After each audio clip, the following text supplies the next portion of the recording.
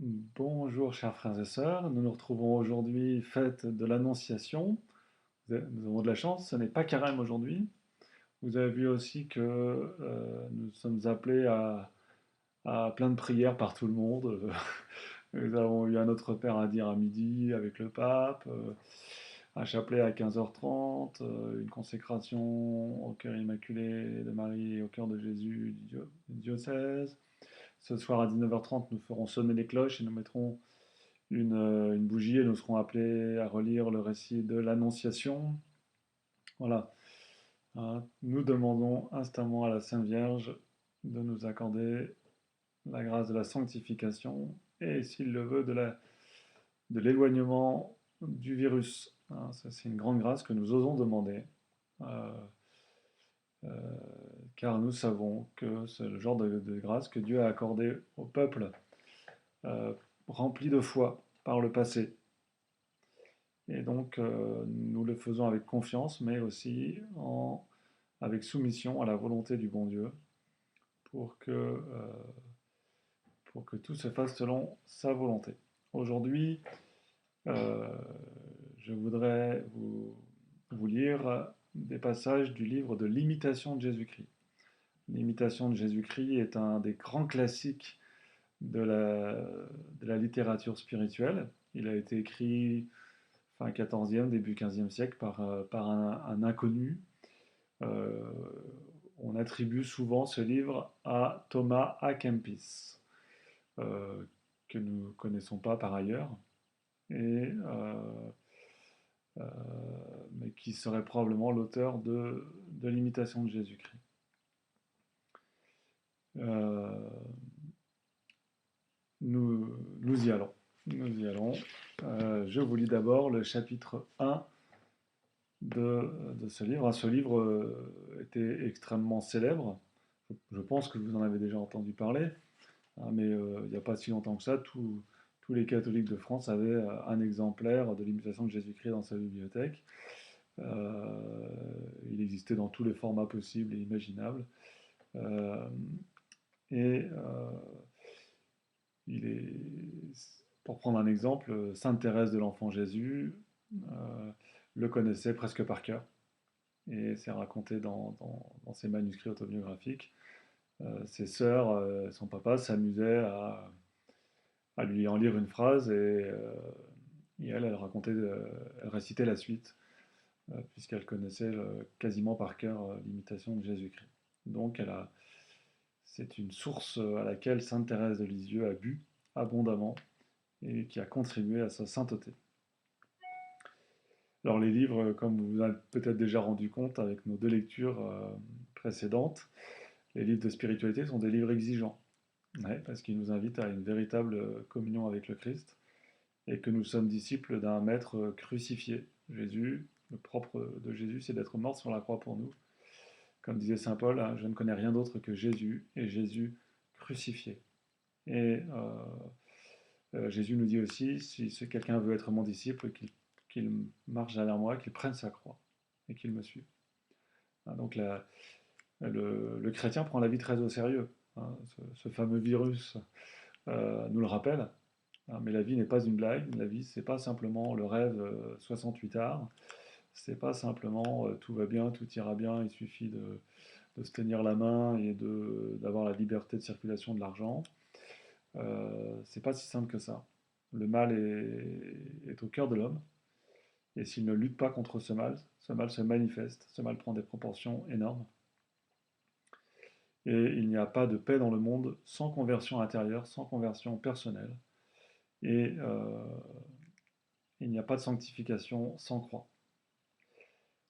Alors, je vous lis d'abord le chapitre premier du livre premier de l'imitation de Jésus-Christ, qu'il faut imiter Jésus-Christ et mépriser toutes les vanités du monde.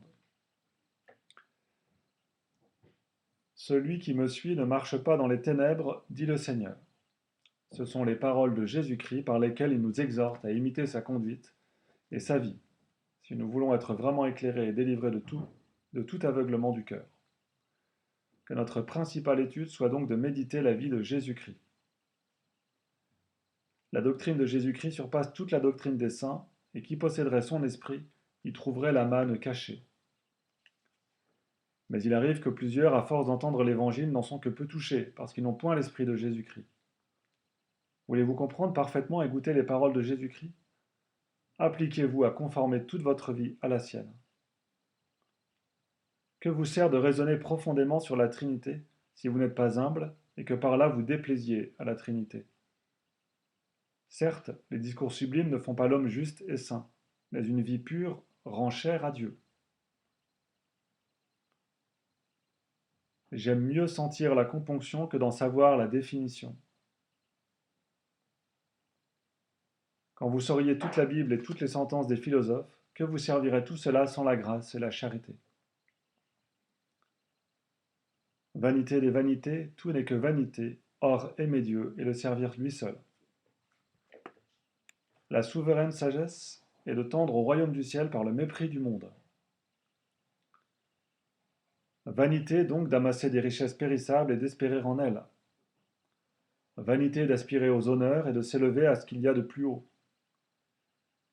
Vanité de suivre les désirs de la chair et de chercher ce dont il faudra bientôt être rigoureusement puni.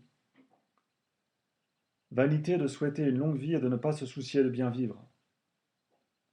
Vanité de ne penser qu'à la vie présente et de ne pas prévoir celle qui la suivra. Vanité de s'attacher à ce qui passe si vite et de ne pas se hâter vers la joie qui ne finit point. Rappelez-vous souvent cette parole du sage: l'œil n'est pas rassasié de ce qu'il voit, l'oreille remplie de ce qu'elle entend. Appliquez-vous donc à détacher votre cœur de l'amour des choses visibles pour le porter tout entier vers les invisibles. Car ceux qui suivent l'attrait de leur sens souillent leur âme et perdent la grâce de Dieu. Je vous lis maintenant un passage, donc le chapitre 14, toujours dans le livre premier. Évitez les jugements téméraires et ne se point rechercher soi-même. Tournez les yeux sur vous-même et gardez-vous de juger les actions des autres.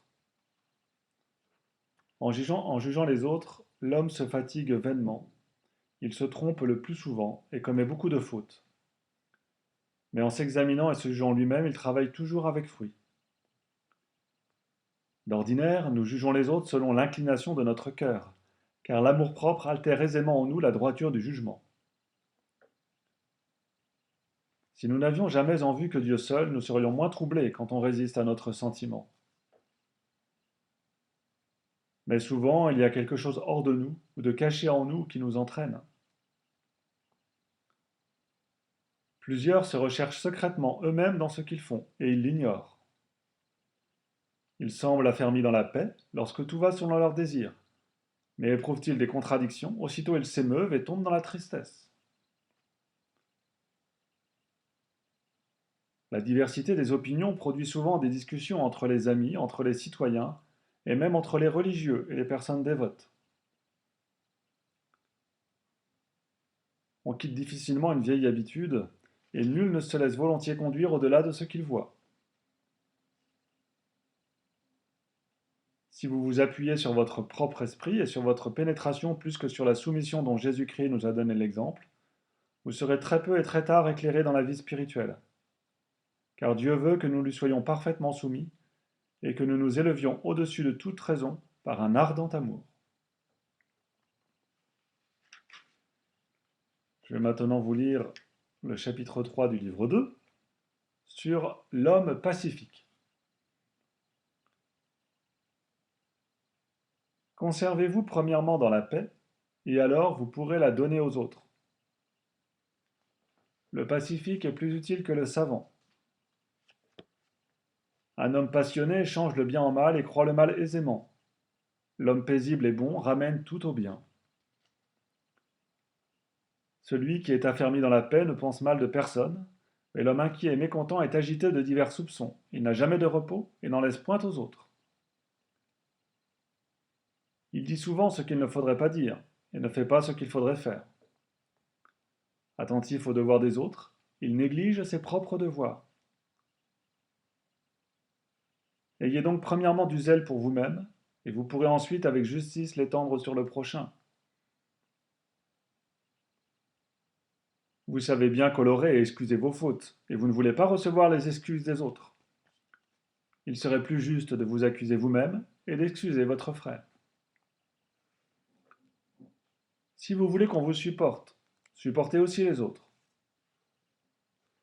Voyez combien vous êtes loin encore de la vraie charité et de l'humilité, qui jamais ne s'irrite et ne s'indigne que contre elle-même. Ce n'est pas une grande chose de bien vivre avec les hommes doux et bons, car cela plaît naturellement à tous. Chacun aime son repos et s'affectionne à ceux qui partagent ses sentiments. Mais vivre en paix avec des hommes durs, pervers, sans règles, ou qui nous contrarient, c'est une grande grâce, une vertu courageuse et digne d'être louée. Il y en a qui sont en paix avec eux-mêmes et avec les autres. Et il y en a qui n'ont point la paix et qui troublent celle d'autrui. Ils sont à charge aux autres, et plus à charge à eux-mêmes. Il y en a enfin qui se maintiennent dans la paix et qui s'efforcent de la rendre aux autres. Au reste, toute notre paix dans cette misérable vie consiste plus dans une souffrance humble que dans l'exemption de la souffrance. Qui sait le mieux souffrir possédera la plus grande paix.